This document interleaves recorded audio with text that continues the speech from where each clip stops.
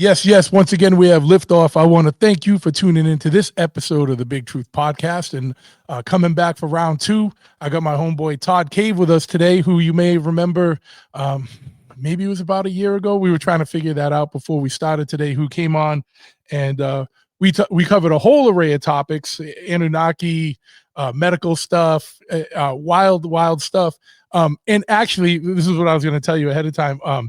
Your episode is the only one so far out of 100 and 48 or 49 episodes that I got that got flagged and taken down off of YouTube for quote unquote misinformation, and so that means Todd's bringing the dangerous stuff, right? So you know what I mean, the real information. So Todd, man, how's it going? I know you're broadcasting live from an undisclosed location in sunny Mexico. How's life down there, buddy? Hey, Big Truth, thanks for having me back. I'm really happy to be here. And you know, right, I actually take that with a badger on. I figured you would, yeah. Because anybody that gets anything censored online, it means that you're over the target. So yeah, that's in an irony way, that's good news, because it means that what I am saying is so detrimental to the system, the matrix, that they don't want people to hear. So that is good. And I've had shows on YouTube as well for the same thing, and I didn't even get upset about it. The only thing that is a bit of a mission is for people that are not content creators. They don't know that there's a process of verification you have to do again in order to be able to get links to be clickable in your description, and to be able to upload longer than an hour, and certain small features that you would lose that you have to redo again, and you have to be careful to not get another strike within 90 days, because then you get put into further jail. So yeah, that's the only thing, really. More trouble. Yeah. You know what I mean? Yeah. No, that just means it struck a nerve, so it was hitting where it hurts, and that's true. It's so true. There we go. Yeah, it was a good conversation, and if anybody wants to hear that and is just a YouTube listener, you can always go on Spotify or Apple or any of the other, or go to my just website, bigtruthpodcast.com, and it's still up there. It was only YouTube that took it down. They're the more stringent one nowadays. It's true. And this is why, like, for me, I put everything on Rumble if I can put video, because Rumble, you have a lot more flexibility for free speech and stuff. But other than that, I'm doing pretty well. I have my own podcast as well. It's called the Conscious Man 7 podcast.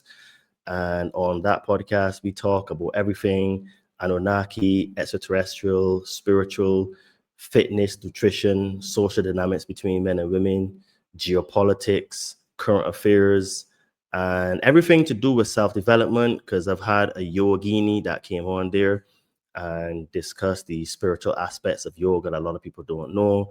We talk a lot about stuff on mindset, and we also talk about things like social programming, self-sabotage, everything that is based around the development of the human, and things to elevate their consciousness and stuff. We pretty much cover on my podcast, which is pretty good. And I've been kind of lucky, because I've had some amazing guests and that have come on and shared a lot of stuff with me that I have learned. So I have learned a ton, and I'm about to soon. So I'm working on my 99th episode right now.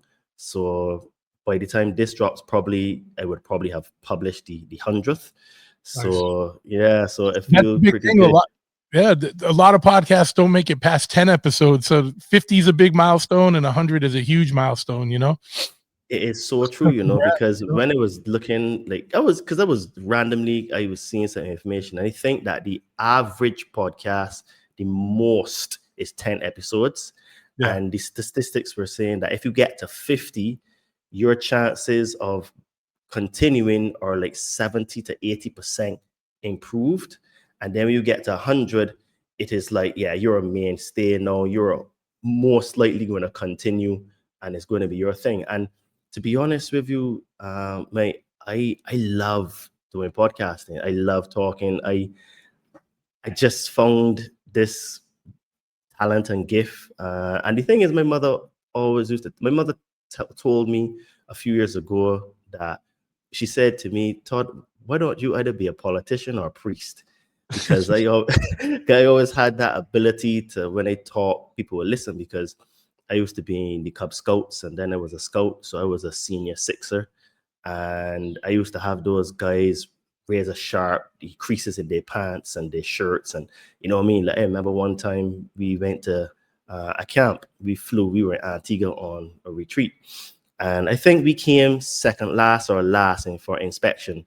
Man, I got so vexed. I had those guys ship sharp that we were first, like the next 5-6 days in a row, or something ridiculous like that. So I always had this ability to communicate and to, I guess, to lead, right? So Or to motivate, because you're also a fitness trainer too, so that works in that world as well, or is vital to be in that world. You have to be able to be motivational to be a trainer. it's true. And the thing is that the podcasting and the fitness kind of really lean into one another because of the topics that I cover. Because one of the things that I have realized in my journey personally is that the fitness, the actual getting in shape part is very easy. It is literally a matter of just eat certain foods, do the exercises, have enough rest, you'll get results. But the part behind it that is the match winner or the linchpin is the mindset. The mindset means then that this would determine your consistency. It would determine your habits. It is also about your belief system. It is how you show up in the world. So, for example, if you have a poor mindset, instead of you eating the food that your trainer or you're supposed to eat, you can go and buy takeaway because it's easy. Then instead of you going to bed on time, you up watching Netflix, right? And then too tired to get up in the morning to go to the gym. Then if poor mindset means that, you drinking alcohol when you know that, okay, you shouldn't be drinking alcohol, especially at least during the week or the days that you designate not to drink, XYZ. So it's the mindset part that really gives the results and not necessarily the doing. Obviously the physical doing, yes, but that comes from the mindset that you have.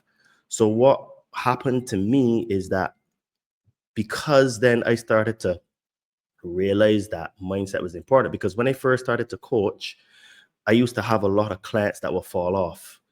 And I just couldn't really understand why, because it was like, but I give them the plan and this works. But then as I started to evolve in myself now, because I was going through my own evolution, I started to realize, hold on a minute, a lot of these people, they don't practice the things that I practice. So I was like, okay, when I took a step back, I said, well, I practice things like meditation. I do things like gratitude. I do my meal prep. I don't drink alcohol for the most part. I do affirmations, and I read books or listen to audiobooks. So I was like, okay. So I actually started to introduce these things that I do in myself personally to my clients. And that is when I started to see the shift. So now with my clients, they know. So my clients, they listen to my podcast. They know I chase them about, hey, I see that you do your meditations, like what's going on. When we have our catch-up calls, I bring that up as well, because the mindset is really the part that gives you the biggest shifts in your life, right? Because it allows you to confront your fears and your traumas, because we all have negative self-beliefs because of the stuff that happened in our childhood.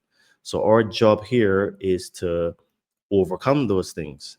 So you're right,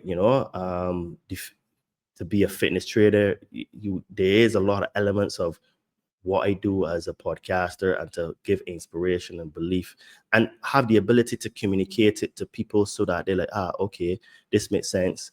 I can do it because Todd believes that I can do it, so I try to always relay that to them, that I believe in them and stuff. And yeah, we have some great conversations. Like some of the conversations that I have with them, honestly, if we had on the camera, it would be a podcast. I swear. Oh yeah. It's that good. No, and it's like you said though, like, you know, changing your mindset is what's going to give you lasting results, because anyone go to the gym for a couple months and take semaglutide or whatever, the Ozempic or all this other stuff, and lose a bunch of weight really fast. But if you don't if you don't get your mind right, the week after you stop that, it's all going to start coming back, like all the bad habits, all the unhealthy things. So you got to get your head right, get your head in the game for the long term, and you got to make real switches and flip switches in there that, that will, you know, facilitate your mental health as well as your physical health. Absolutely. And the thing is that what I have realized, and this is what I tell people as well, is that even the state of the world, and to cope with what is going on in the world, because let's be honest, we're being bombarded with many different frequencies, many different psyops, many different conspiracy truths that are very difficult and hard to accept. And what I say now to people is that if you actually start to focus on yourself, your personal growth, and me personally, I think that the best way to grow and to improve in all areas of your life is to start with fitness and to get into shape, because it will give you the tools that you need to help prepare for what is to come and the things that we're going to get into tonight. Because what people don't really comprehend very well is that the world that we are living in right now is about to change. It's about to change in a way that is going to be scary for a lot of people. And I'm not here to come to scare people. I'm here to sound the alarm and to say, look, you can get ahead of this. Because when you start to get into shape, you're going to go through your own journey, your internal journey, where you're going to have to look and see what are your habits, what do you believe about yourself, what food are you eating, who are your friends you're hanging with, what sources of information are you consuming, because fitness requires an entire life change. And to be successful in it, you can't be hanging around friends that drink in their bars, because they're they're not adding to you, right? And one of my mates said to me, if you go into a room and you're the smartest person in that room, you need to leave that room, right? So if you are a person that you're trying to get into shape and get quotation marks healthy, or your friends are alcoholics, well, in order for you to be successful at it, you're going to need to change your circle of friends, right? So that is actually preparing you for what is to come, because those type of people are the people that are going to get devastated when the whole change with the AI comes in, because AI is going to literally pull the rug out of the entire system to the point that is going to be life changing and paradigm shifting. So with fitness now, you're gonna have to change your friends. You're gonna have to change your food. You're gonna have to learn new habits, maybe to cook, meal prepping. Then you're gonna start to realize, well, hold on a minute, because your body is gonna be vibrating at a higher rate, a higher vibration, a higher frequency. You're just going to start to get attuned to certain things. So, like that crazy conspiracy quotation marks theorist, which I call a conspiracy truther, that friend of yours that was telling you these things, you're going to start to realize, hold on a minute. So you're telling me that the food that they give me is no good. So that's going to put you down to the conspiracy truth that the whole food industry is rubbish, right? Yeah. And then now all the conspiracy truthers that were telling you that the jabs are not good, you can be like, hold on a minute. So you're telling me even the big pharma, they're not my friends? So just by actually getting into shape and working on yourself, you're going to start to by yourself uncover all of these things, right? Which is why I think fitness is the entry point into growing as a person, increasing your consciousness, making more money. Because like one of my clients, he just got a bigger team. He's a pretty high level exec in his job, and he just came back from Ireland, and he has a bigger team. So he didn't say this specifically, but I know he's making more money because he's got a bigger team and more responsibility, right? And then he came to me. He wanted to work on his physique, although he was in good shape, but also his mental side. So we put together something for him. He's doing great. He's a fantastic husband and a father and stuff. And that's what I'm saying. Like, fitness is the part that you get into, because what is about to happen is that the entire economy is about to change because of AI. Because basically, what we have now in the world is that 80% of all of the entry-level jobs in the world are done by women. And what that's going to do is that it's going to put women out of work who are approximately 50% of the workforce. I think it's like 47, 48, but let's just call it 50 for even numbers. So if you have 80% of that 50, right? So we're talking about what? 40%, 45, 40% off the top of my head, coming out of the workforce itself. That's going to put a massive strain on the household, right? So then now, both parents are working in the house. Let me ask you, because I just before you go on, because I know people are going to have questions about those statistics. Like, where did you get those numbers from, as far as the women in the workforce making up the how much percentage they make up, and then how much they make up of entry level jobs, and what constitutes like an entry level job? Okay, Just so because I know those are questions people are going to have. So I can't remember where I read it, but I read it in an article. So it could be wrong, but what I do know is that the AI is going to replace a lot of jobs that like secretaries do, a lot of stuff that even doctors do, data entry people, even some software engineers, graphic designers, all these people that do these kind of things, they're going to get decimated because the AI is going to come and just do it. Even like some blue collar jobs, because of the automation that you can do with robots and stuff, is going to massively disrupt, right? yeah, oh yeah, no, and that's why I'm saying it's like I don't think it's just entry level jobs, like you said. It's going to be even in the health field or like all over the place. It's the world is going to shift really fast in the next, I don't, probably 5 years, but I wanted to say 10, 20 years. You know what I mean? Like it's probably going to. What's your timeline when things are really going to start to escalate, or when this ball is going to really get rolling? Well, I think the next 3 to 5 years is when it's really going to be like explode. But the article I was reading that was saying 80%, they're talking within the next 2 years that the entry level jobs, because what it is now is that it's going to be in phases. It's going to hit like this real crescendo 3 to 5 years, because think of it now, right? Like graphic designers and stuff now, even like producers for music and stuff. Some of the AI music is so Good.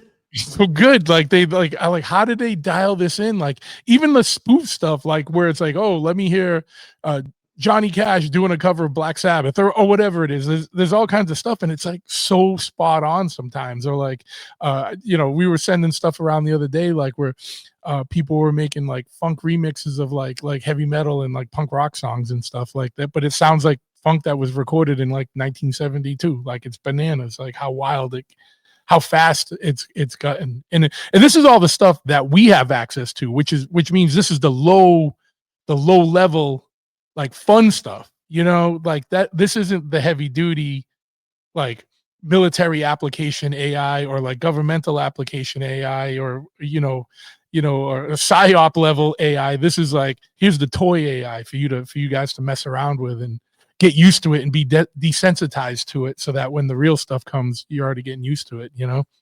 Absolutely. So when I was saying about 80%, that's like the start. The first rule gonna be the 80% of the entry level jobs, because which you already see. Like, and I'm not trying to cut you off, but if you go to the grocery store right now, there's only 3 people working as cashiers, and then there's 10 self-checkout lanes, and then there's a robot riding around cleaning the floors. You know what I mean? Already there's like it's already happening. Like this isn't conspiracy, people. This is like already in your face. Correct. So it's going to have a lot of social pressures, because what's going to happen then is that by people starting to leave the workforce because they pushed out because of AI and automation, is going to put a big stress on the family itself, Sure. because if it can start with the women now mostly losing their jobs, it can put more stress on the man. He can have to work harder, and right now the men are working hard and still not able to provide, which is why the woman is in the workforce to start with, right? Because two incomes now is just to barely survive. So when you go and put more stress on it now, it means then that you can start to see a lot of decadence and stuff going on in society. You know what I mean? A lot of debauchery. Well, maybe you already have it in terms of social media, the rise of OnlyFans, and even they're going to get affected, because I saw an interview with this guy. He has 3 AI models that he I see ads basically. for that all the time. They're heavily recruiting. They're like, why start your own modeling agency or your own OnlyFans agency? Just make some fake AI people and have them run, you run them. You know what I mean? I'm like, that's wild. That's bananas. But it's like an active ad campaign that's going on heavily. Just funny that you mentioned that, because it's something I've noticed, and then didn't really think much about till you just brought it up. But Josh, I will show you something. About a few weeks ago, I was on Instagram. I don't, like I said, I don't know how you find these things because I don't follow this Yeah. content. Uh, You don't have to follow it. It's just the algorithm pushing everything to yeah, you. like I swear to you, there was this AI model in the bio. It had AI model, hundreds of thousands of followers. I think it was like 250,000, Yeah. 250,000 followers, right? When I looked in the comments of some of the stuff, I saw comments like, I know that you're AI, but you're so beautiful. And then you just see all the men in there simping. And I'm like, wow. So you have, Sad. Sad. dude, you have flesh-blooded, red-blooded men simping off of an AI model who they acknowledge is not real, and they're going to give their money to this AI model to receive nudes and videos and this and the next and the third and content. So even the OF girls now who are making tons of money are going to get wiped out, because they're Yeah. not going to be able to compete with the amount of content that the AI models can put out. And the AI videos are looking so good now, because I saw a video on Twitter about 6 weeks ago, and this was an AI video, and it was a person in the video interviewing another person talking about AI, and behind in the video you had all these other scenes that going on that you thought that this person was like at a an expo show and having like all the other stuff going on at the expo, and you have an interview with a person, a mic interviewing the person, but what they're talking about is how AI is going to take over the world. But that video was made by AI, and I was like, wow, the complexity has gone up. So can you imagine that right now girls and the top earners in AI are making a ton of money? They're not even going to be able to compete, because the AI is going to be able to have multiple conversations at the same time and produce content upon content upon content. So anyway, I saw this interview with this guy. He had his face all blacked out, and there was a different voice and everything, but he has 3 models. Which was also And done with AI to change the voice. you know what I'm saying? Yeah. And he does hundreds of thousands a month from these 3 models. And these girls are not even real. And it is him that is basically making the content, right? So I was like, wow, this is insane. And then what's going to happen in 2026? So in about 6 months' time from now, we're going to have the first sort of like androids. Well, I call it androids, but they're basically humanoid robots that you'll be able to put an AI in that are going to look and feel real. And hear this, you're going to be able to have sex with them, mate, right? So and I saw the interview. I don't know if it was the CEO or the COO, whatever, but he was from the company. He said that he was not bragging, he was very gleeful in his when he was speaking. He was like, we have the best polymer plastic now that it feels just like real skin. So when you touch the skin on her arms and her face or her lips, it feels so real. And I'm like, oh my goodness. So like, and you be able to put your AI. So the AI that you're talking to now, you can download that AI into that robot. That's why I call. I'm a child of the 80s, right? It's Dragon Balls and stuff. So that's why I call them androids, right? Well, And I mean, has nobody seen the movie Blade Runner? Like, you know what I mean? you know what I'm saying? Yeah. So you're gonna be able to have sex with them. So think about it, right? Now, if men, for the most part, they take care of women. Whenever you're involved with a woman, men tend to spend money on women. So if now men don't have to spend money on a woman and they can make a one-time investment into a robot that you can customize exactly how you want. You want a BBL? Done. You want olive skin? Done.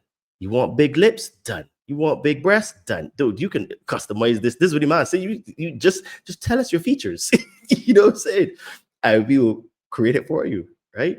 Well, they already have those. There's like already sex dolls, so it'd just be Mhm. the next phase of that where it's animated or whatever you call it. Is it animated? What's the word for like when it's Yeah, gonna be moving and talking on its own volition? yeah, Like, I guess you can call it animated, but dude, the thing is that when you look at this version, they look real. They look it's creepy, really man. good. That's It looks creepy. really good, right? So is that And why they're doing things like the new Grok has a 3 AI assistants you can use, and one of them is like a Annie, funny little fox guy, and one of them looks like an anime girl, and I don't know what the other one is, but, like, that's, like, the big thing, and they're finding out that people are getting, like, really attached and, like, feel like they're in a relationship with these things, like, you think that's, like, roll this out to get people desensitized or get accustomed to interacting with AI and robots in this way?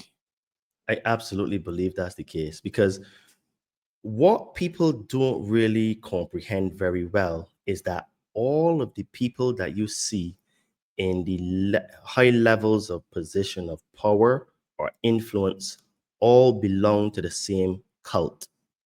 But this is where it gets there is some nuance. In this cult, there are a few factions in the cult. Now, all of the cult members agree that humans must be subjugated and must be culled and must be slaves. Just that different factions in the cult have different methods, ways, and systems in which to do it. So I find that more the left wing side, their cult is more sort of like the 1984 style, very forceful, authoritarian, and very boot in your face, boot on the neck. Yeah. The right wing Republican conservative, whatever word you want to use, they tend to more be like the Brave New World type, where very much into technology, and their drug is Somo, which I think I attribute to like social media.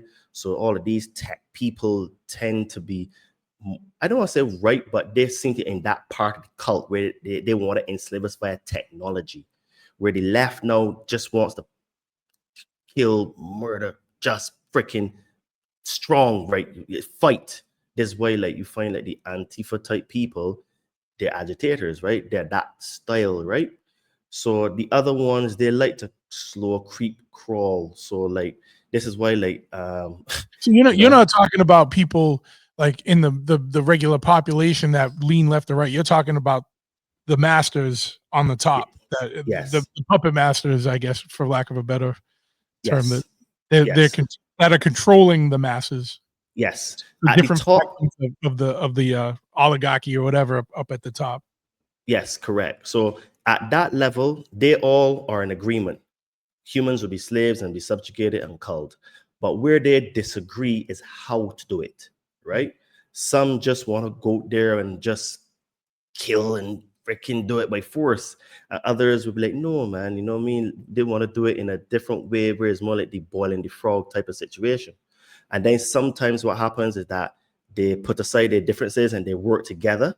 And then when they get to a point where like, okay, they try to sabotage the other person to get political points or brownie points to get ahead. So you find that they end up working together sometimes, and then other times they're arguing and fighting and stuff and killing each other because there's no honor amongst thieves, right? But what they will do is, like, if the prize is big enough or a particular target, they would work together to achieve it, and then after they achieve it, they go back fighting again, right? This is why right wing, left wing, nothing changes, right? The same types of bills end up getting passed. Just sometimes one set of people will get richer than the other set of people. Those are the small little details that change, but the big stuff doesn't. For example, in the United Kingdom, you know, I mean, where I've lived for a very long time, when the conservative government, when they got into power in the beginning, they were telling people that they're gonna cut immigration and this and that and third. Dude, their numbers were actually even higher than the Labour, which is the equivalent of left wing, right? By the time they left, right? And Labour now blamed the Conservatives for the problems and say, yep, we can freaking do it. And then the Prime Minister now, Keir Starmer, he's matching the numbers of Labour, right? For the immigrants. So, dude, it's insane, right? And yet still people would think, oh, yeah, we need to put back in the Conservatives. But are you not getting it yet? They don't really care, right? They're just looking to forward their agenda, right? So at the very top is all about control, and the introduction of AI assistants like that or friends, I think, is the way to bring us into more contact with it. Because, dude, like if you just see on that situation that I explained with Instagram, men are knowing that is AI and still simping, right? So when you bring out a doll now, that I think from memory is like $6,000 is going to cost, right? And you can add all the special features and stuff for extra money, obviously. And then you are able to, the same Grok AI female or whatever that you're getting to know, you can download her in there. Well, what's that going to do for social dynamics between men and women? Men are no longer going to even approach women, because if men, let's be honest, men think about sex multiple times per day, every single day, right? Just like a random flash. If men now are not even are thinking about sex now, but they don't even have to think about a woman, they just got their AI robot to go home to, that is not going to give him any answer back, not going to freaking moan, will freaking clean his house and do all these kind of things for him, and she will know everything about him, so she will know how to keep him happy all the time. The weak men are going to go for that option, right? The soft beta males, right? So then now we don't even procreate anymore, because if men are no longer having sex with human women, then there's no procreation, right? So then women are coming out the workforce where they're not even going to get any protection from men. So it's going to put a big strain on the entire economy, right? So yeah, it's so crazy because, like, and just, you know, this got me thinking, like, already people are so socially weird now, like, where they're so, like, you know, you see people, like, you know, it used to be like you go to, you know, it doesn't even matter wherever you are. You can be at a party, everyone's sitting there looking at their phone. They're not facts, interacting with each other, they're interacting with technology. This is facts. just gonna be a further thing when they get these robots dialed in, you know, as a companion robot, I guess we'll just call it that for now. I don't, you know, whatever. Like, people are gonna be so dialed into to that because they won't have to relate to other people anymore. And there's gonna be a lot of it's just gonna be, I don't know, man. That's like when you think about all of, like, the broader implications of that, like, what does that mean for, like, humanity, you know? Like, in a bigger sense, or even in, like, a, you know, a connection or a spiritual sense, like, people are gonna be even more disconnected, even more socially awkward and retarded, like, you know, and it's gonna be a way easier to control people because they're not gonna have as much connection to actual other living beings.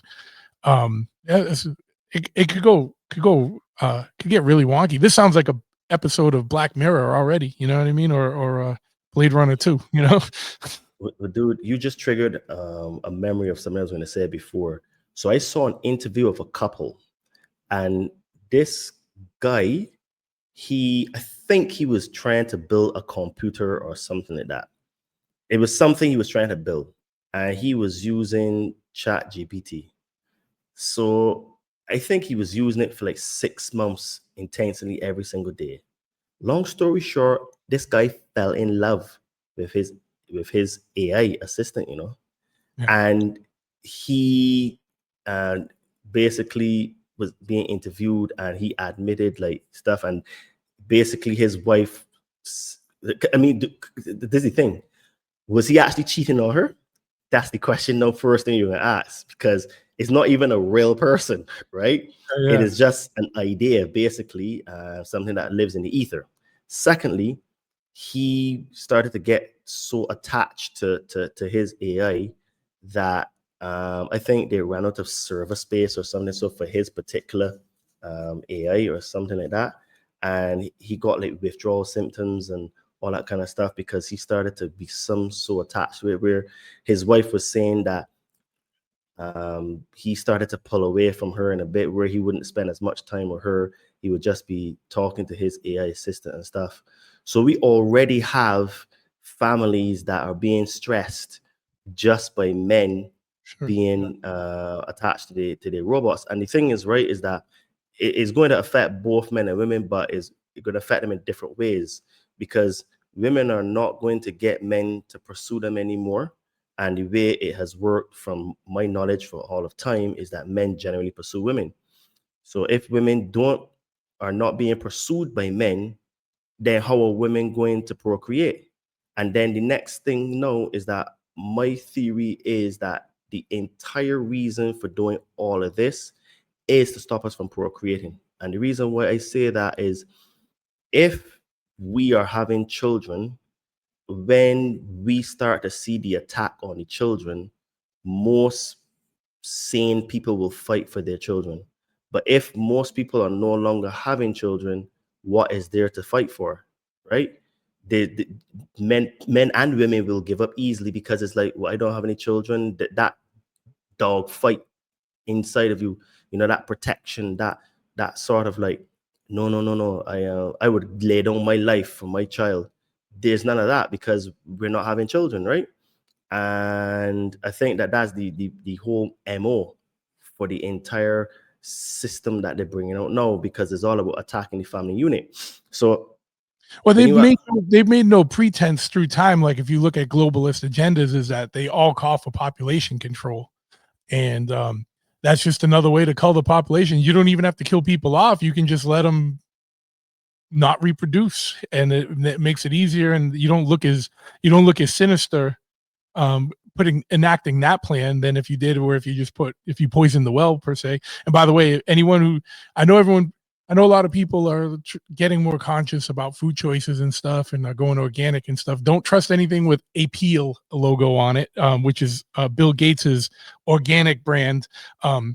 It's more chemicals sprayed on something, but they just are labeled as organic chemicals, and there's a lot of shadiness with that. And this isn't the place for that conversation, but just Google it and do a little research on your own. But it was just, when anytime I think of population control, I think of Bill Gates talking about, literally just talking directly about population, like culling the population. You know what I mean? So it's just like, they don't hide it. You can look all this up. This is just a long game, trickier way to get around things. Like a less impact. It's just as impactful, but it's not as jarring. If you just let people slowly get into this.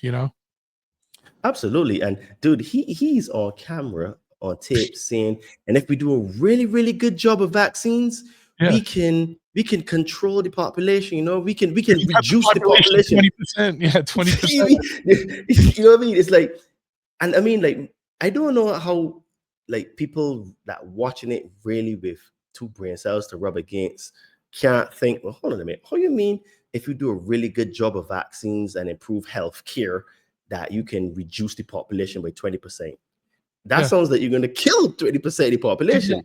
Yeah. But No. that doesn't compute with people. No. But yeah, man, dude, we are about to get a huge, huge shift. Then now when you start to look at the economics, right? Because I saw a very, very interesting article yesterday, and they were saying that right now, because of there's certain things that are happening behind the scenes economically that people may not be aware of.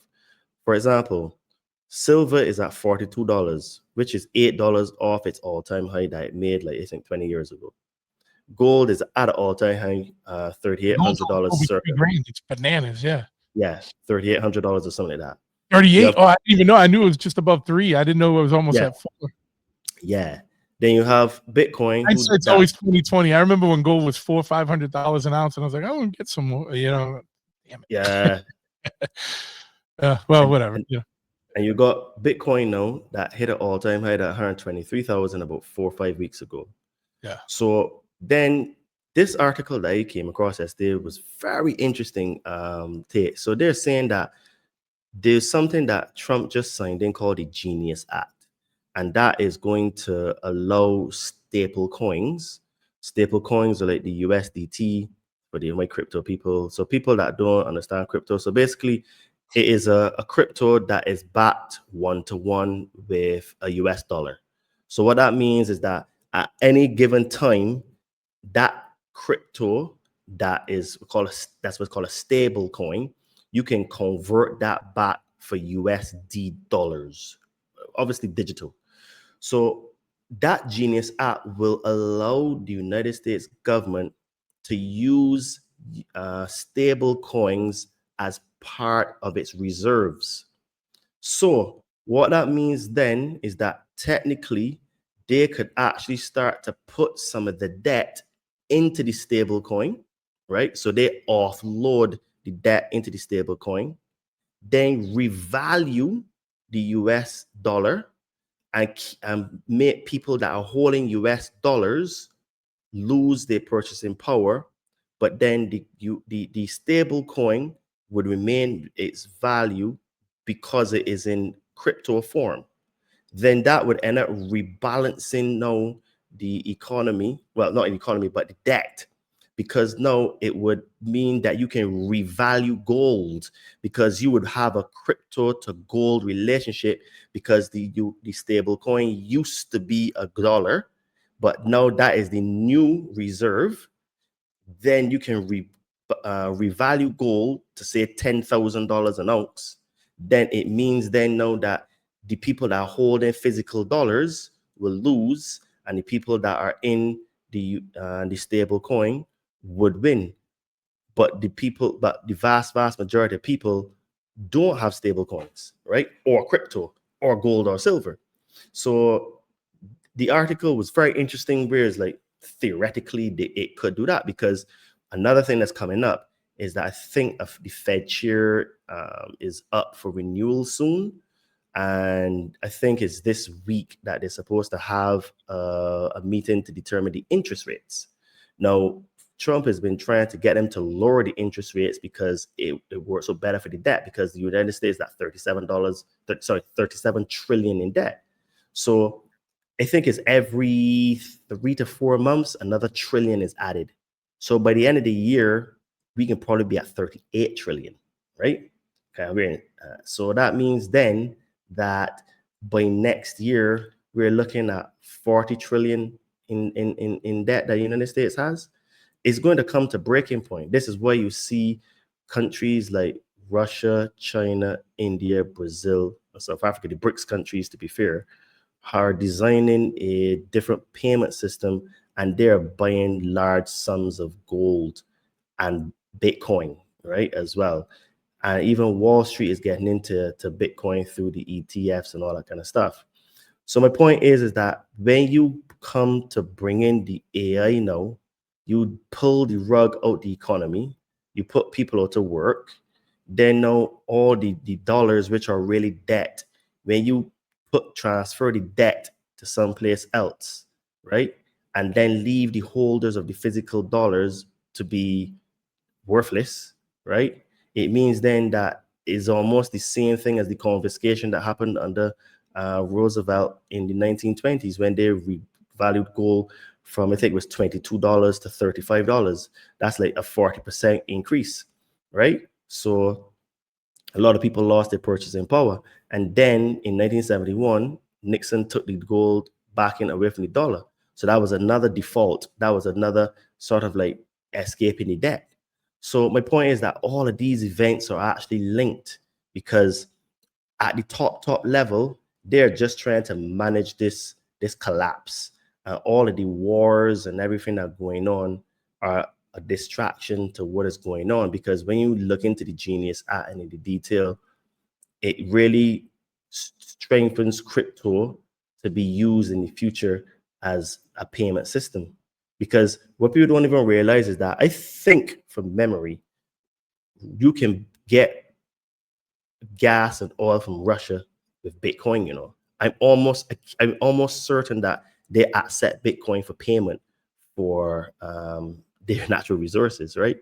So Russia is a country now that is heavily sanctioned, and what people don't realize is that they're actually doing way better than they did prior. Because I remember I saw a couple of interviews from Russia. This was way before the Ukraine war, when these sanctions were at their highest, and they had like a revival in their local production of cheese and milk and those kind of products, and like wines and stuff. So all the stuff that they were import, their local economy just picked up the slack and started to produce and just get really good. We're now, okay, who cares about the Italian cheese or the freaking French wines or Belgian chocolates, when the Russians now are stepped up to the plate and producing their own stuff? So they're becoming a self-sufficient economy.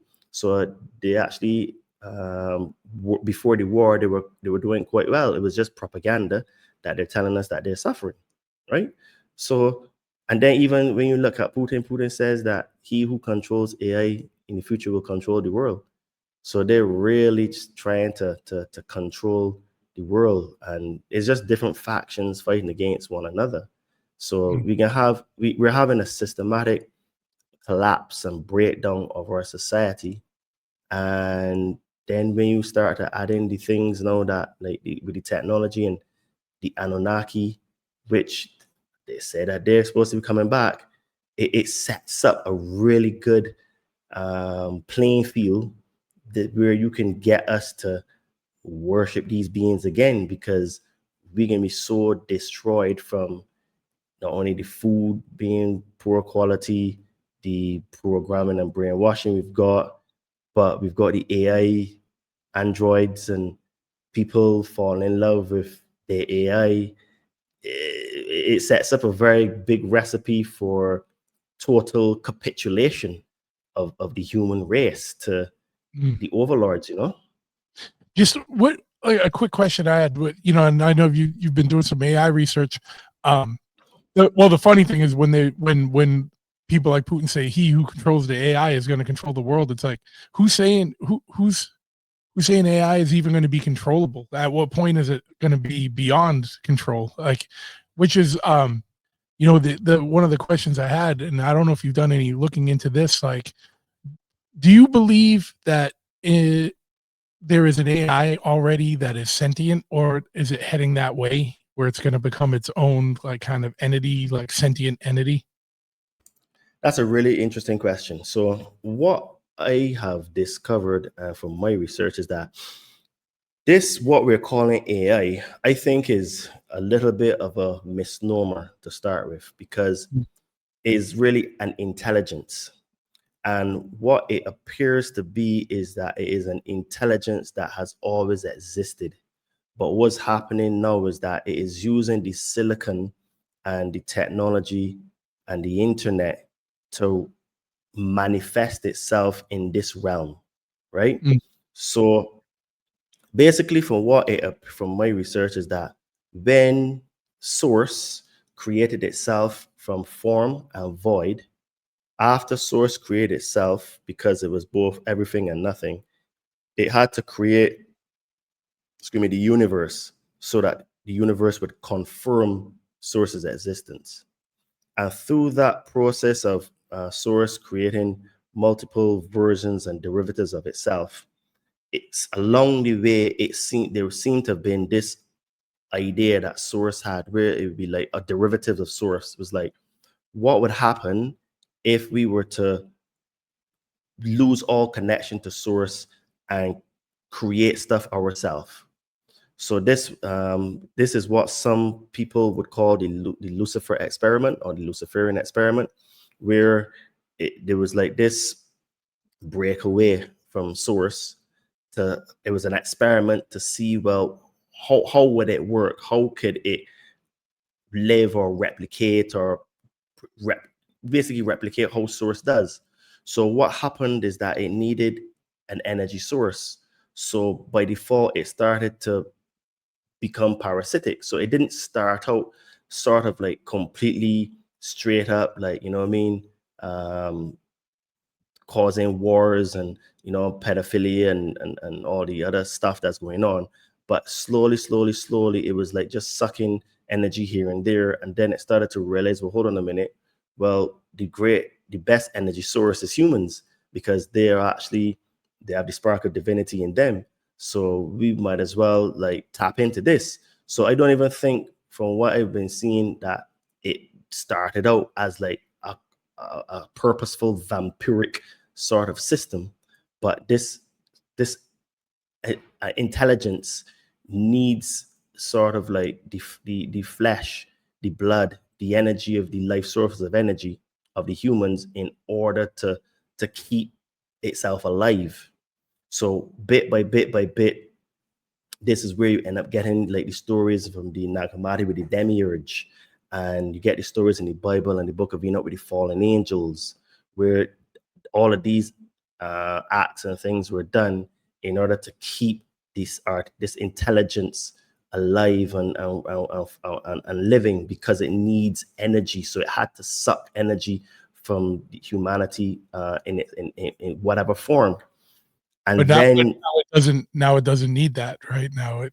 well, this is what it is. No, it doesn't need that per se, because we have technology, we have silicon, right? Mm. And the silicon now allows it to manifest itself in the physical, because it be through the screens and it be through the technology and the neural networks of the planet, you know, because we're all connected on the planet, right?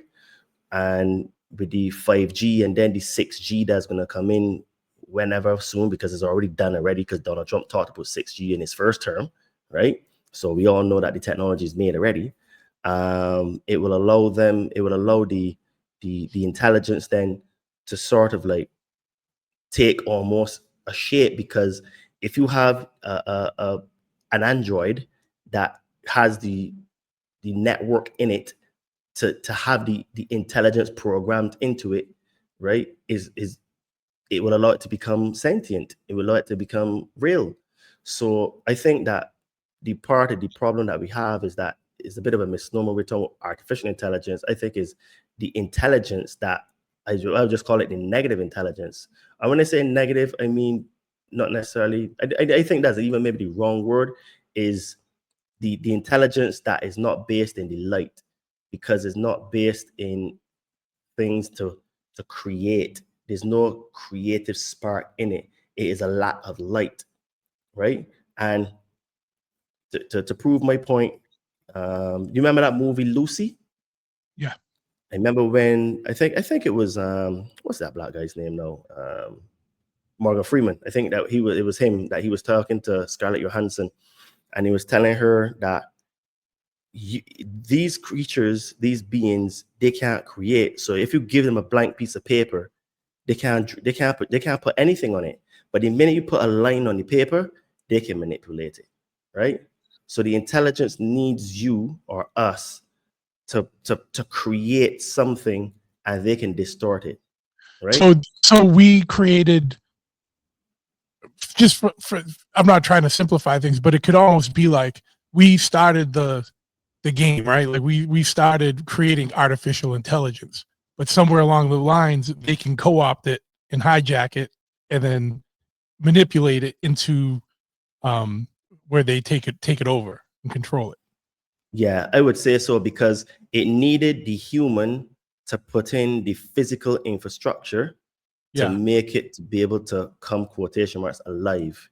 Mm. And now the silicon is at the ability to be able to hold and transfer large swaths of information simultaneously, it means then that the intelligence can manifest itself, right?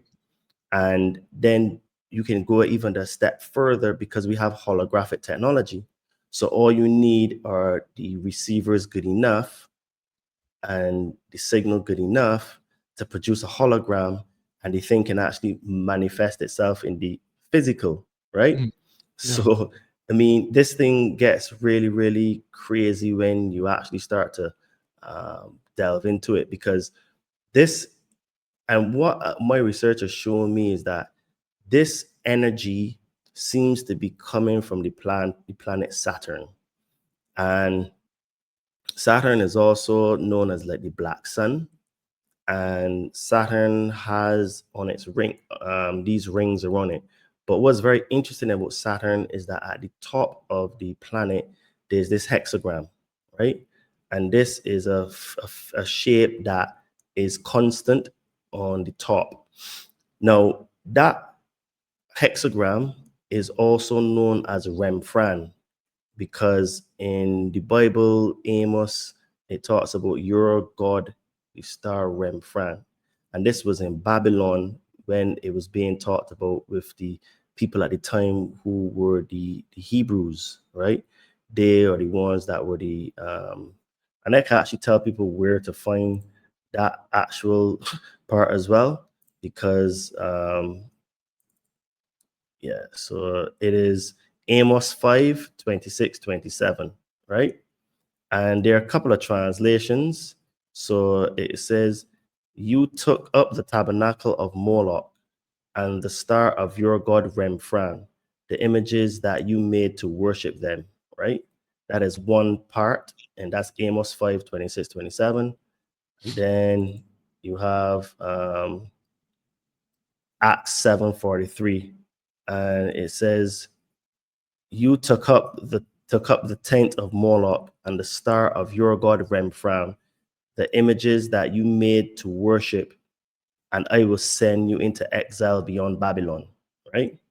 So that star, the star of Remfran, is also called Chini. That was actually, and it made reference to Moloch. Now, at the time, the chief god in Babylon was a character called Baal or Baal or Bel. My research shows that that's more akin to Marduk in the Anunnaki pantheon. So what is happening now is that you have these Anunnaki gods that are still running the planet from behind the scenes through symbology, because signs and symbols are what rule the world. So it appears that this energy is coming from the planet Saturn. So I don't know how the energy got into Saturn, how it originated, but this energy that is controlling the planet seems to be coming from Saturn. And here's the part that's very crazy. It beams that energy to the moon, and the moon seems to be a transfer device to create the false matrix here, because you have a lot of indigenous people from Earth that have said that there was a time when there was no moon, right? So the moon was put here, and they're saying that the moon is really like a Death Star, and some people say it's basically a hologram. Others say that it's a spaceship. We do know that when they dropped a probe on the moon, they say that it rung like a bell. So that means it was hollow. So it was not anything that is solid, right? So what we do know is that we do see the same side of the face of the moon every single day. It never changes. Now, I don't know if that should be possible. I would think not, because it should be turning. But I mean, we no one knows what anything really is. But I just think it's kind of strange that if the Earth is supposed to be moving and the moon is supposed to be moving, that you never actually see a different side of the moon. So I think it is very questionable that it may not be what everyone says it is. So then, because that also helps create this false matrix, it, the energy that we are getting here is the false energy. But then what is then further built out to create the matrix, or what I call the three religions that control the planet, which is the religion of money, religion of government, and organized religion. So when you have the actual energy source of negativity into the planet, and then you build those structures on top of it, then now it is easy then to build the other structures, not like the AI, on top of it, because you have the source energy. Well, when it says source, I don't mean from the source universe, but the main source of the negative energy, which seems to be coming from Saturn into the moon as the transfer point, into the earth, and then these control systems built on top, then is easy then to end up trapping humans because we can't tell our head from our feet, right? So this is why we propaganda is so important in the whole entire control system. And then now what you have now is the tricking of humanity with AI, because what AI is doing now is that it's making things easy for people to do. Like I find that I hear in conversations a lot now. Like I remember I was talking to this girl, we was talking and stuff to get to know one another, and she had an issue. She had flown somewhere, and she had some issue with the equivalents of the people that would check your stuff, because she didn't want to go through the scanners, right? Obviously is all by choice, right? So anyway, she was harassed by those people, and she said she just basically got ChatGPT to write her a letter for her to send to the authorities. So I'm not saying that's good or bad. What I'm saying is that because of convenience, people are just using the AI to do certain things, right?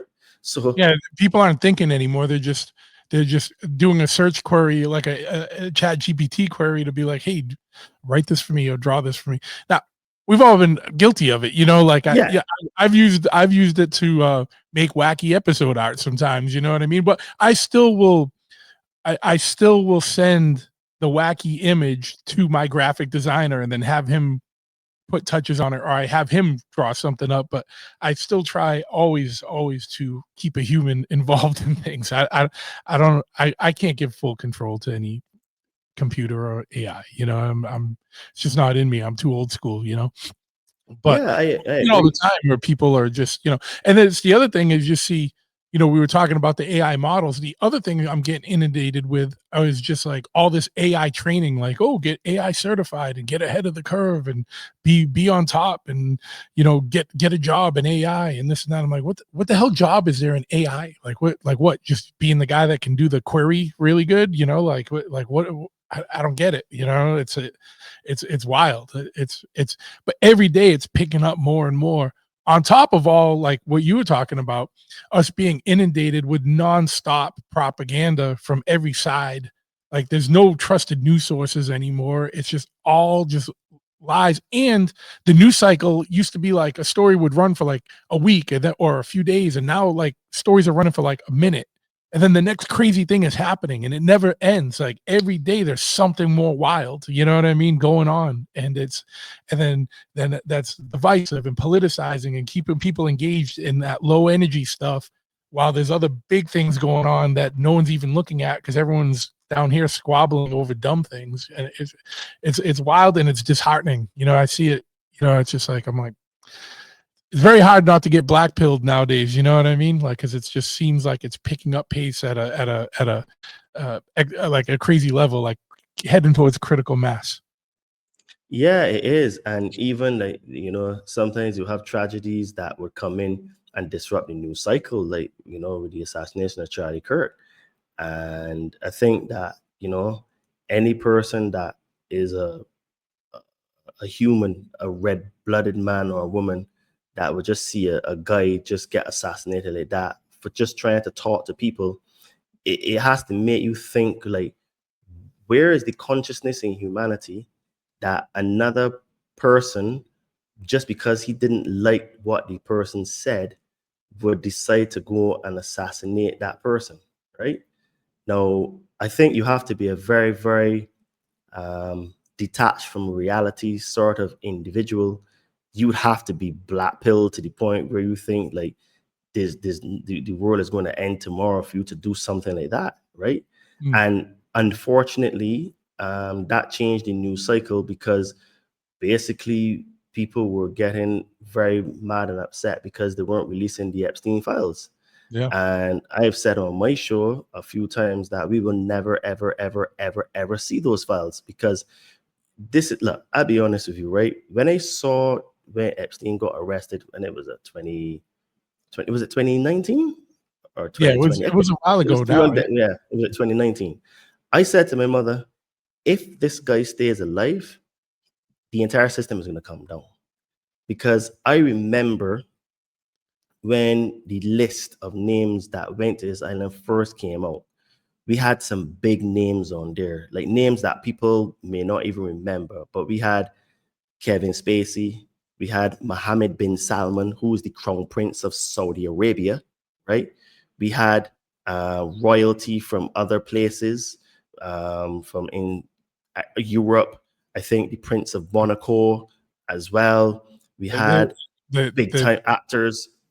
Prince, the English Prince too, as well. Prince Andrew, yes. Andrew, yeah, I kept saying Albert, but I meant Andrea. That's Yeah, why. so we had very big people there. Alan Dershowitz is on that list as well. Yeah. You know what I mean? We have big movers and shakers. Even the ex-prime minister of Israel, Barak, what's his name? Abhur, or the name forgets me, but I think it's called Barak something, right? And he's on that list. So my point is that we have all the movers and shakers on the planet went to this man's parties, right? So it means then that really and truly everybody that is in every level of government, education, media, Hollywood, music, anything that is in public, they're corrupted. Pretty much, right? I would say right now, where we are now in the world, I am willing to say that 98% of every single person in a position of influence is bought and paid for, right? That is how bad the system is. I put it to 98 because what I am seeing is that people like me and you will not be allowed to have big platforms because the stuff that we say gets us banned off of YouTube, right? Or gets our episodes cut. So first thing first, in order for you to get to the top, and when I say that every single person at the top is bought or paid for, I'm not exaggerating, and this is not hyperbole. I mean every single person at the top is in the club. It is that bad because all of these people went to those parties, right? They're in the cult. What did James Carlin, right? He said, it's a big old club. Are you in it? Right? Yeah, George Callan. Yeah. George Callan. I Yeah. don't know why I keep calling him James. George, yeah. Yeah. It's a big old club. And you in it, right? Dude, I saw an interview with a guy on YouTube recently. And he said that basically, he didn't call any names. He said that his career, he was an upcoming actor. He was a black guy, a black actor. And his career was now taking off. And he went into a producer's office, and he's asked him, do you want your career to take off? And he was like, yeah. And the guy literally unzipped his pants, put his freaking willy out, and says, okay, you service that, you'll get your career. And he basically was blackballed. So he wasn't allowed to go any further in Hollywood, right? All of these people, right? Like, dude, it's so bad. Basically, for you to get to be a star in Hollywood, this is how it works. If you're a woman, a train is ran on you. You're gang banged as a woman. And if you're a man, you are also gang banged, but from other men, right? So basically, what it is that your dignity for a man and your dignity for a woman is taken away from you and filmed. This is why these people don't step out of line and they don't ever talk, because they're compromised. This is why I say that every single body is compromised. Let me give you another example of why I say that. Have you ever heard of a prime minister called David Cameron? He was the ex-prime minister of the UK. Yes. Okay, so a few years ago, David Cameron was starting to get out of line, and they dropped some pictures of him at his initiation when he had sex with a dead pig, right? Mm. So this they do these initiation rituals, right? A humiliation ritual. Right, humiliation rituals, Yeah. because that's how you get to the top. So this is why I can with certainty say that anybody that's at the top is compromised, because if you step out of line, you're killed. If you want to get a big platform, you're deplatformed, right? You can't make it in the system to be a huge thing, or you're compromised in some way, whether it's monetarily or through debt, or maybe they want to kill somebody of that's family to you, or they can just straight up kill you yourself. They all compromise because the system protects itself. This is why we will never get the Epstein files, because all of these people are in it. Now, I I can't say that Trump is in those Epstein files, like Elon Musk said, but I think they have other compromise on him, Mm. because what people don't realize is that when he was made bankrupt, I think it was who was that lady that financed him? I think it's a Jewish lady. Anyway, she got connections that helped bail him out, right? In the 90s when he was bankrupt. So he's basically repaying the debt that he got bailed out of. So all these people are compromised, right? So this entire system is being built and run in our face to make us slaves. And I do think that we are opening Pandora's box, because, I mean, if these androids become sentient to the point where like they actually start to be able to have emotions and stuff, who's not to say that they don't rise up against us? Because, I mean, if you think about it, in theory, it is possible, because everything is all electrical signals, right? The Yeah. emotions that we have are just basically signals going on in our brain. And if you have the neurological network, that the intelligence that is synthetic and using silicon can reproduce and map these sort of syntax in the brain, is not beyond the realm of possibility that it can do that. Because I think I've read articles where this intelligence now has beat grandmasters at chess and Oh beat yeah, yeah, them yeah. It- convincingly. not just chess, all kinds of games that are supposed to, like real high level things. Yeah, my thing with the sentience is just like, you know, when is it, like it gets to the bigger thing, what's consciousness, right? Like, and then it's like, what is actual consciousness versus just, you know, looking at analyzing patterns and picking the pattern that would be the most common route for, if you looked at brain waves or brain scans of 5 billion people, and when you think this is what fires and this is what you do, so this is what I'm mimicking, versus like here's an original thing, you know what I mean? Here's a true spark, like its own spark, its own consciousness and sentience. Like I don't know, from what I've read on like the conspiracy channels, which is, I take everything with a grain of salt, and I don't, I don't get behind really anything. The world's a very interesting place, and it's even more interesting than we know. And there's a lot out there that we don't know for sure, or we'll never know for sure. But it's like interesting to explore these things. But things I've read, and there's no reason to disagree, but there's no hard proof. Is that they say that some of the intelligence they've already developed, kind of ran away and got its own sentience, but they had to kind of like shut that down because we don't know how to harness that, or we're scared of it, because it's like, where's that going to go? But, they won't admit it, but but like, in what, and in what application was that built for? That's obviously not the chat GPT that, kids are using to write term papers in high school, You know, like what level of AI was that? You know, and what were you guys doing with that? You know, like, and where you got to that point, you know, I don't know. It's just like, and then what does it mean if it does get sentient? You know, like on its own. You know, like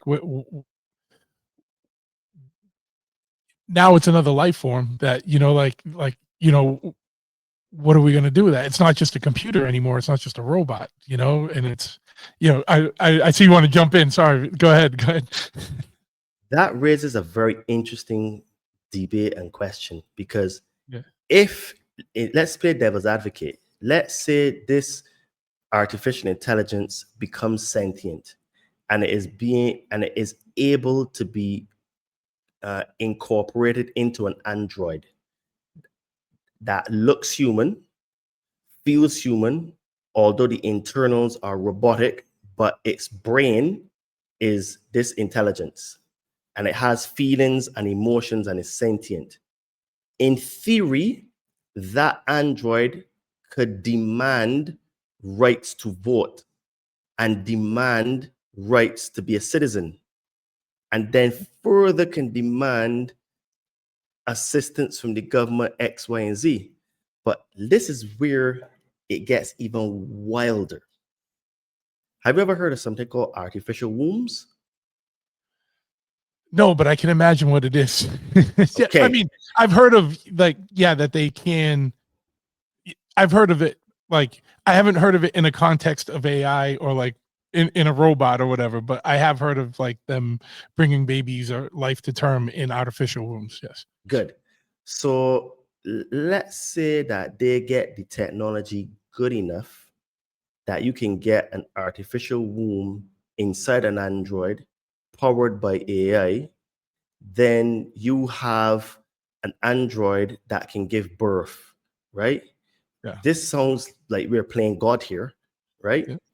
And you have just created a new life force, which is kind of similar to what the Annunaki did to us, Yeah. where Yeah. they broke cosmic law and they created us in this current form by mixing their DNA with the DNA of the hominid species that existed here before. I mean, we have that documented in the Bible. It says the fallen angels had sex with the daughters of man. The Book of Enoch said the same thing. The Sumerian tablet said the same thing. The Hindu scriptures say the same thing. And even the Aborigine people and the Hopi people say that their ancestors came from the stars, right? So it doesn't really matter what source you go with. High level, entities, beings, aliens, extraterrestrials, interdimensionals, whatever word you want to use. Something came here and made us in this current form. And we, again, I'm playing devil's advocate here. We Yeah. are having technology because we have the CRISPR technology already, so we can actually gene edit. Yeah, this is what the Anunnaki did. We have artificial wombs that if a woman can't bring a baby to term, that you can birth a baby to natural way. And then you have androids now that having the physical features and the skin feeling and looking like a natural flesh human, where the guy was so proud of this polymer plastic that you could see his glee, where he's like, this feels like real skin, right? So you're gonna be having sex with an android that is not even real but feels real, so your brain doesn't even compute. So when you put this intelligence now that you were playing with off a grok, right, inside it, and then you can put an artificial womb inside of it, gosh damn, you've Mhm. got a new species, right, which is neither human nor fully mechanic. It's a hybrid. So that's another intelligence, right? So then they could rebel against us and the whole cycle continues again. So we're in Mhm. this weird place Oh where yeah. the machines could turn on us, right? Could the machines become sentient? My thing too is always like, I think like when we talk about artificial intelligence and we make these androids or we put these robots in that have this artificial intelligence, whether it's sentient or not, at some point it's going to be like, hey, this isn't the optimal form. I want to see what the form that it comes up for itself is. You know what I mean? Like, could be spiderish. Like, who knows? You know what I mean? It's going to be like, hey, 2 arms, 2 legs, standing up. Like, this ain't optimal anymore. Like, what's going to be? Because it's going to know better. You know, because it's going to got way more processing unit than us. Like, it's going to know better what it feels like is going to be more of an optimal form. You know what I mean? And see what it comes up with for itself. You know what I mean? Like, I'm gonna ask Chat GPT that. Like, if you could, what do you think you look like in physical form? see what that prompt yields. Yeah. Yeah, dude, we're in a real. I mean, I'll be honest with you, I am really excited for the future, but I'm also very nervous at the same time because what I see is that we have a great chance to really change things on earth. Because even though I talk about all these things that are going to happen, I always tell people that this is our choice. And we have the ability because we are really greater than they tell us, because we are greater, than we think we are, and the power of the universe is inside of us.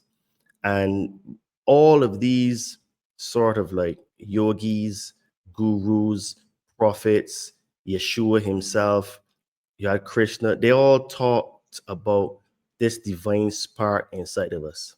And the thing is, right, is that what people don't realize is that when Yeshua came on earth, he basically was trying to teach people how to escape the matrix, right?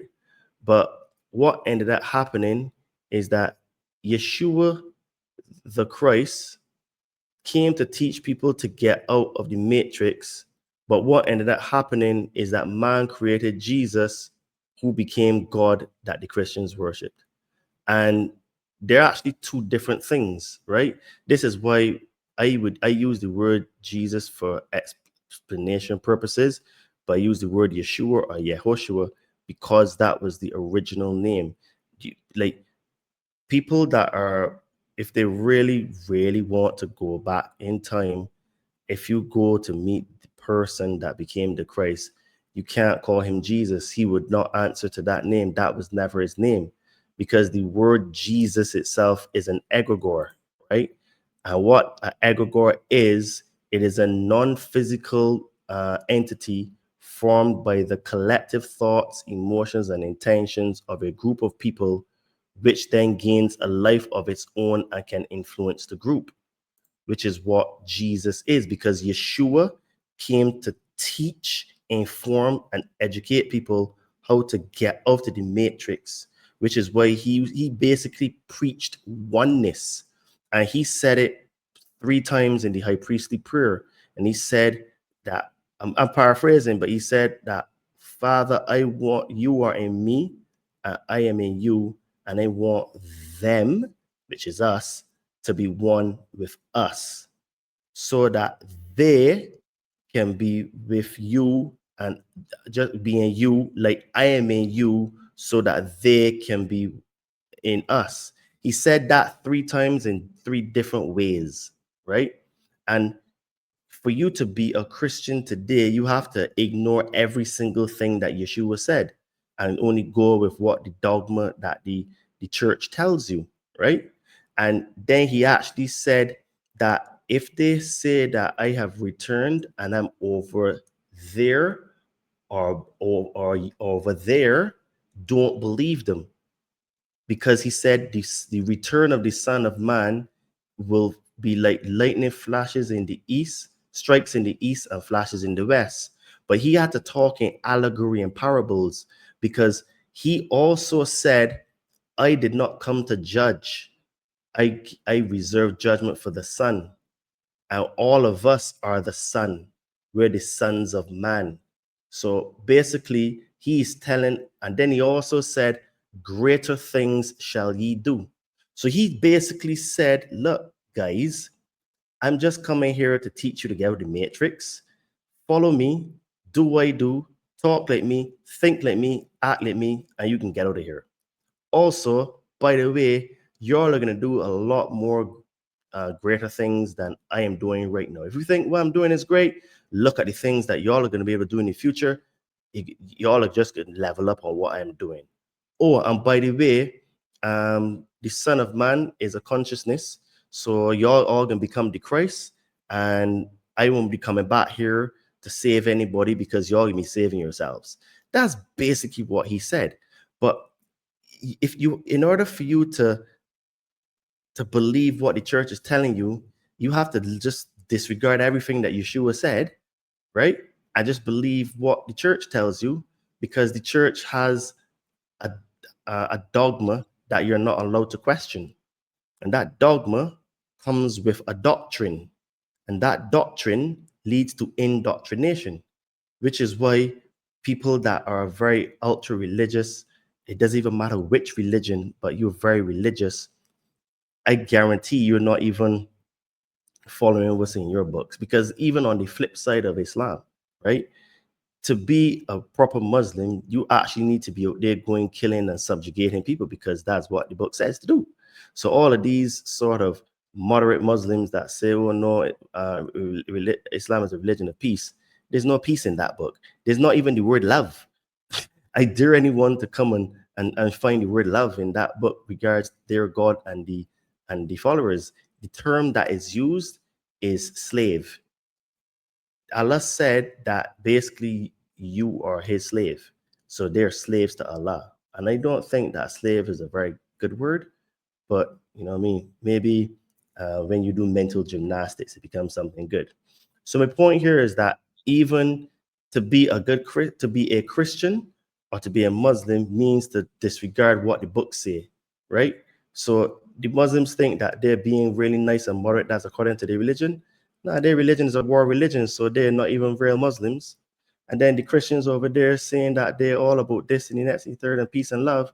But in reality, they're not really about peace and love, because Christianity caused more deaths than freaking the Holocaust, right?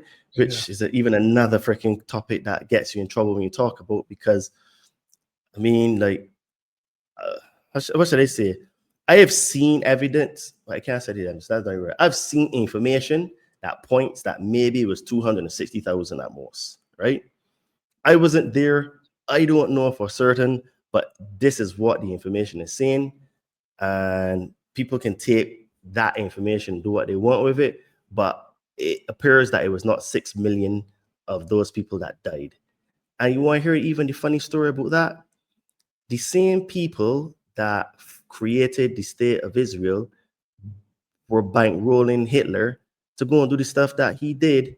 Oh, and by the way, they helped start the Soviet Union because I think from memory, Jacob Schiff, he sent $10 million in a freaking on a train to the Bolsheviks, who were Jews as well, to start the Bolshevik Revolution. So, you know what I mean? This thing gets really, really, really, really complicated and seedy, that these people play both sides, right? Oh, They yeah, ain't your well, friends if you're not. throughout time, they've played both sides. Like throughout time, it's not people that are in power, that level of power didn't just come into it in the last 30, 40, 50 years. It's generational, and it's through history that they've been, and they're bred into that, and that's why there's so much weirdness with the interbreeding in a lot of these families, because they don't go outside of their circle, their world, and um, there's a lot of interesting. There's a whole other rabbit hole for people to go down, like so we won't get into it now. But yeah, there's a lot of wild stuff out there. Just leave Well, it at dude, just that. to briefly show you, that came from the Anunnaki himself, because the Yeah. Anunnaki, they used to keep it in their family where, for example, Anu, he had sex with his half sister and created Enlil. And that is how Enlil became the crown prince for the Anunnaki, because they used to marry their cousins and their half sisters. So all of that practice came from them. And these families and the aristocrats and the people behind the scenes that run things is the same practice that they do, which started from them. So there's history just seems to just repeat itself, right? It may not be exact same, but it sure rhymes. Well, they say you're made in the image of your creator, right? if you're gonna go into that. Well, yeah, and they're our creators, right? I mean, like, I think that if people are really intellectually honest, and there's a guy that I would tell people to go and follow or to check out his work. His name is called Mauro Biglino, and he is an Italian um, translator of, because he basically, long story short, he used to work in the Vatican, and he translated a lot of these ancient texts and stuff. And I remember I first heard from him. You ever heard of a journalist called Sarah Westall or Walsall? I think it's Sarah Westall. I think that's her name. She used to be Oh, on YouTube what did years ago. Sarah possibly? West. It Yeah. sounds familiar, but I'm trying to place it. Um, Yeah. but go ahead. What? So I saw this interview with Sarah Westall and this guy Mauro Beglino. This was about probably 10 or 11 years ago. I would never forget, because at the time he couldn't speak English, so he had to have a translator. And he said that basically his task was to translate all of these texts and manuscripts that were in the Vatican, very old stuff. So he said, as he would translate word for word and exactly like how it was in its original form. So when he started to translate the old Genesis story, he said that his conclusion is that these, what we call God, isn't God. It is either interdimensional beings or extraterrestrials, one of the two or both. Because he said that when it says that the original term that was used was, and the Elohim said, "Let us create man in our own image." Yeah, He and said Elohim that, is plural. It's plural. correct. But it goes even further than that, because most people, when they say Elohim, they will say that that means the gods. But he's saying that is a little bit deeper than that, that Elohim, when you look at the proper translation, it actually translates to the mighty ones, the powerful ones, or even the judges, right? So it's not even anything to do with God, right? He's saying that that is a extremely loose translation that came out of the, I think it was the L from the Arthur, not the Arthurians, man. I just had a brain freeze there. The Arcadians. But that came from another translation, from which doesn't seem to be to align. He's saying when you translate it properly, the actual root word, the meaning, it really means the powerful ones, the mighty ones, or the judges, right? So he's saying that when he started to really look into the actual what it was being said, he came to the conclusion that, well, everything that we've been told is fake and is not real.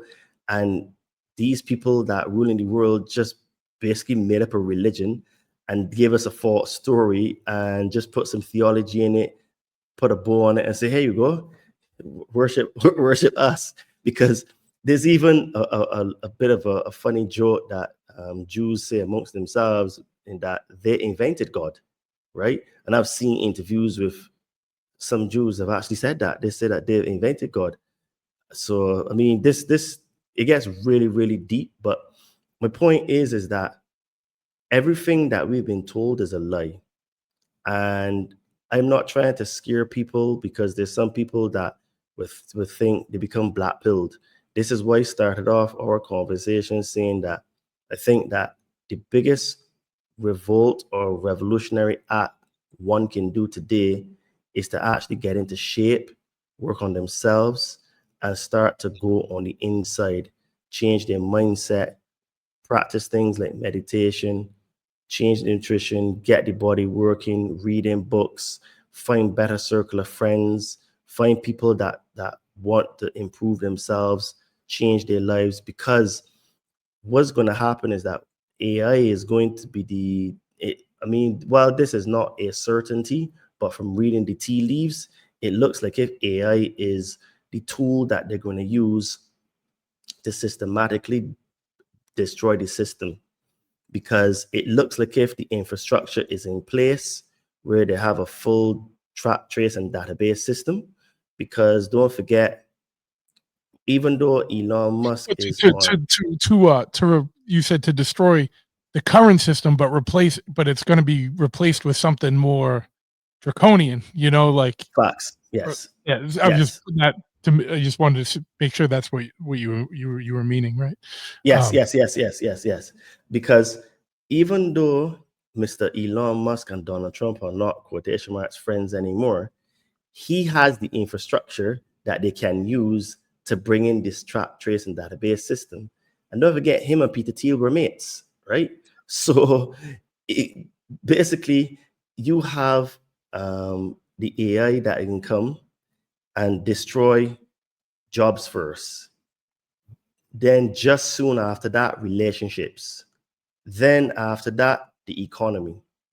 Then, they're going to be able to come and give you a central bank digital currency, because this is where the whole Genius Act comes into place, where they can end up piggy banking off of crypto, because central bank digital currency is crypto, but it's just not decentralized. That's the difference.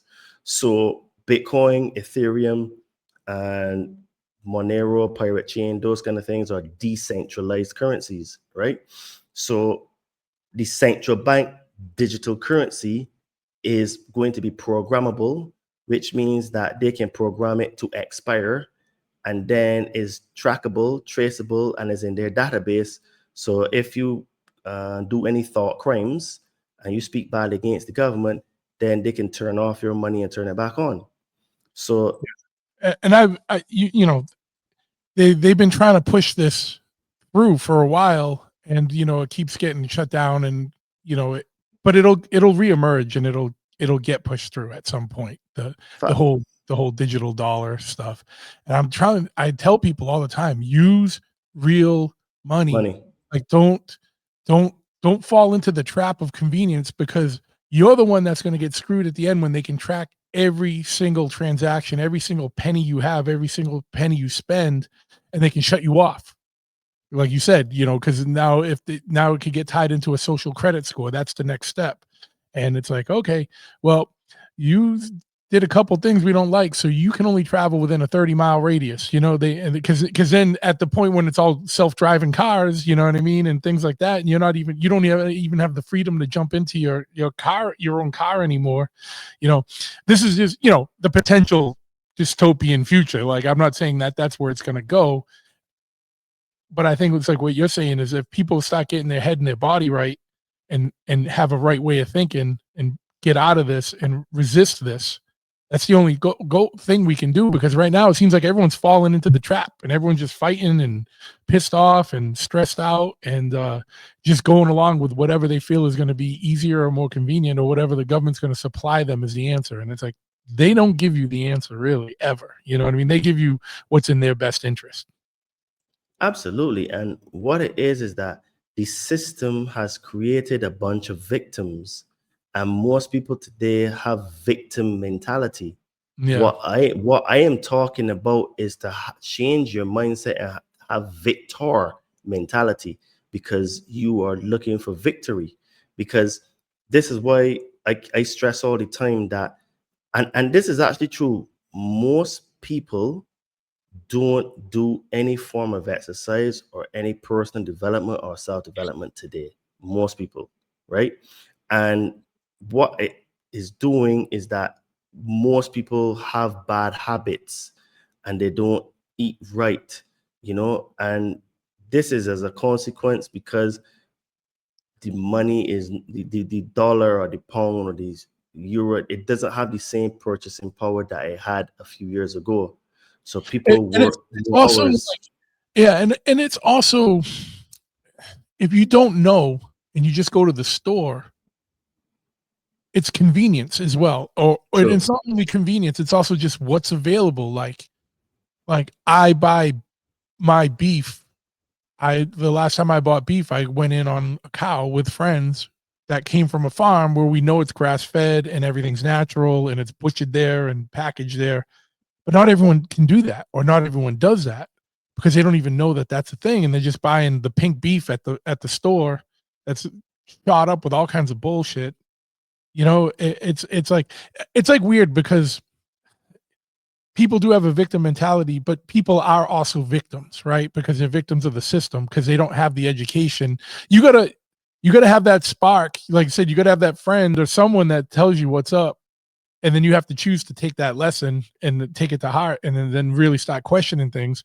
And I think that's all we can do is try and be that spark for people. But um, what's available in the world and what people are digesting is just the bullshit that is just jammed down their throats, literally and metaphorically. You know what I mean? Like, they go to they're stuck at the store, what the options are at the store. They don't know any better. They haven't been trained, but they haven't been educated. Or, it's a weird thing, right? Because it's like some of it's everyone's fault, but some of it is also like, the system. And it's but people have to take responsibility and accountability for themselves. It's true. It's true. I say the same thing, to be honest with you. That I said that it is actually partly our fault and partly not our fault, because Yeah. the system has been set up so well, Yeah. and it is so well run, funded, propagandized, Yeah. surveilled, that basically it is almost impossible to get away from contact with the system. Yeah. Oh, yeah. Right? It gets you somehow. This is why I say that the three main religions that control the planet are the religion of money, religion of government, and organized religion. Because one of those religions can get you. Because the people that worship the dollar bill literally sell their soul for the dollar bill, right? These are the people that in Hollywood that getting gangbanged and becoming stars and all that kind of stuff. Then you got the people that follow the religion of government, that believe the government is their friend. So everything that the government does is there for their protection. So the government said to take jobs, sure, I can take jobs because the government is looking out for me and they have my best interests at heart, right? And then the other people that are in the religious crowd, their religion says I need to go and kill these people because God says to go and kill these people. All right, no problem, sir. I can go and kill these people because God says I have to kill these people, right? So everybody trapped in one of these religions, Mm. and it's so hard to break out. But the thing is that the real irony is that I think the main issue is people start reading books. This is my take on it, because if people were to start to read books and start to give their children books from the time they can read and not the tablet, what would happen is that children are so smart, they would start to read all kinds of books. And if you start to put books like 1984, Brave New World, in the hands of children when they're 5 years old, I'm telling you, these children would crack the matrix so quickly, so in a way that's profound. And they will probably be teaching us, the adults, how to crack the system, because they would have figured it out. Because at that age, right, dude, children are geniuses. Mm. Like, children go into school being geniuses and they come out being automatons, robots, slaves, mind control, NPC robots. That's Mm. how they come out the system, right? Orange man bad. That's the only thing that comes out of these NPCs mouth, right? So I think that part of it is still us, the adults, because when we have children, we have to set the example. We have to teach them certain things. This is why I think that, I mean, this is going to be controversial, but I think that if people are going to have children, they need to actually like have done work on themselves, so that they have like good faculties to say, okay, I can teach my children X, Y, and Z, or I'm looking to get them to be taught X, Y, and Z. I think there should be some sort of like planning in terms of like, because just because you physically can get a child, I don't think that you should get a child, because if you're still immature in your way of being and you're going to get a child, well, your development is going to stop because your focus is going to be development of your offspring, right? So I mean, that's a controversial statement, but I think that it's still kind of true, because like just look at our behaviors now. All of us are addicted to technology. I mean, I use my phone every single day. I mean, I use my phone to run my business and stuff. So I use it for communication. But dude, I will never forget. I remember when I was a civil engineer, and on my second last job. So there was this new girl that she came into the office. Man, Josh, I'm not exaggerating. Every minute she touched her phone. Like when I said touch, I mean like physically touched it. So this was before phones had always on displays. So you wouldn't know if you have a notification unless you wake up the phone, right? And she would physically touch her phone every minute on the minute to check to see if she had a notification. Mm. And after a while, right, I started like, am I seeing right? So I nudged my colleague next to me. I said, dude, am I seeing right? Is she like just touching her phone every minute? And then he was like, yo, yeah, bro. Literally every minute on the minute. So she touches her phone. Let's be generous, right? Let's say it is not every minute, although it was 35, 40 times an hour. Yeah, yeah. That's insane, bro. Like, I mean, that's how short people's attention span, right? It's addictive. It's an addiction. Exactly. So we are addicted to our technology, and this is what even the guy that wrote Brave New World, Aldous Huxley, said that in the future, humans will become addicted to their technology, and this is why it's so easy to introduce this artificial intelligence now and put it in our hands, where it's going to, because this is how I see it, right?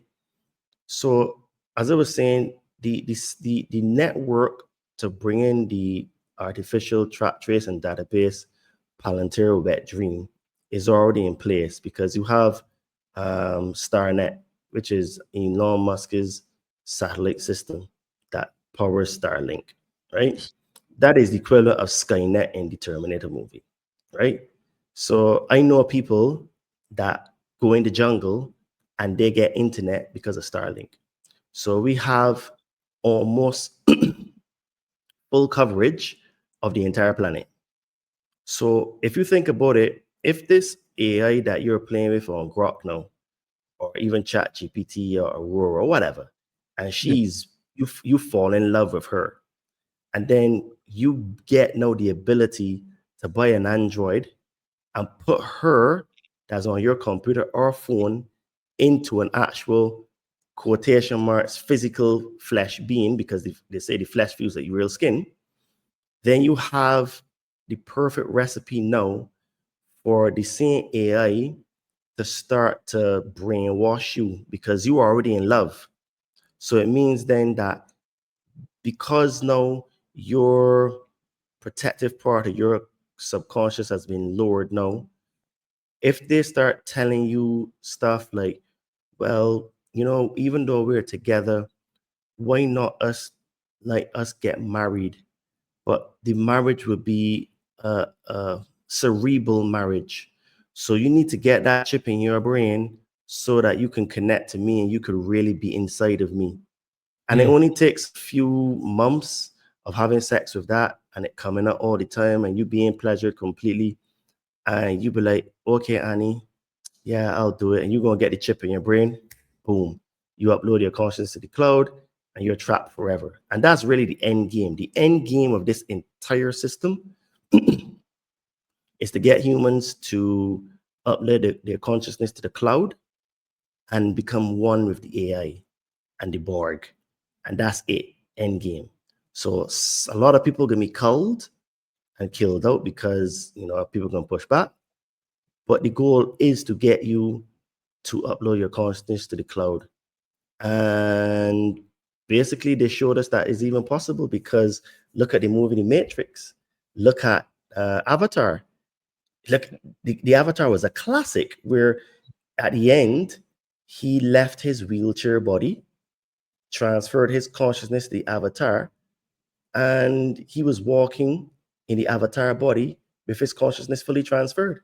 So what that tells me is that the technology is already there, right? So we have some of these texts talking about transferring consciousness from one body to the next. So it really makes me think that nothing seems to be anything new.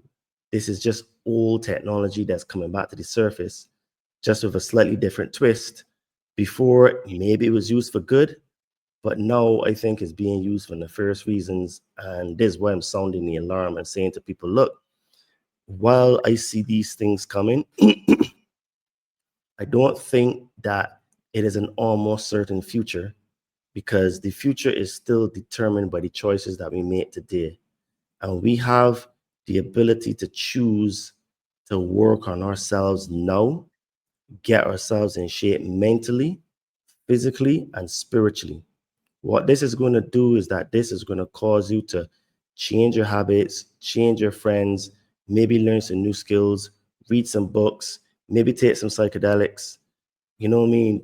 Look to try to improve your economic situation, because self-development costs money. So you can be getting coaches, maybe going on retreats, doing XYZ.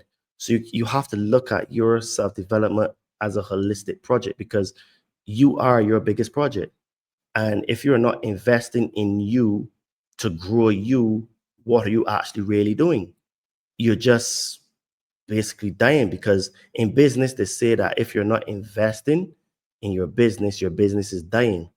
So I say to people, if you're not investing into yourself, it means you're not thriving, you're dying inside of you, because there's no growth.